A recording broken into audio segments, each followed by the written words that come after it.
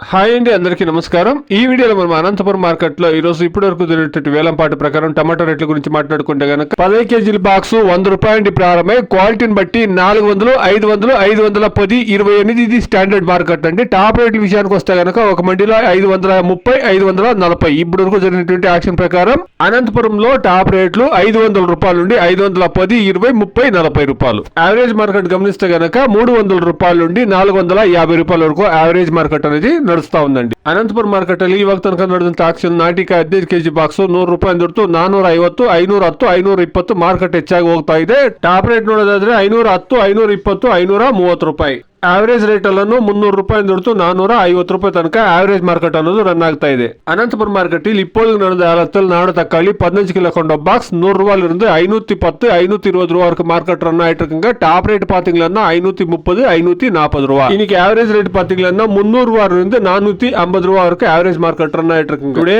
as of now Anantapur market 100 rupees to 450, 520 rupees.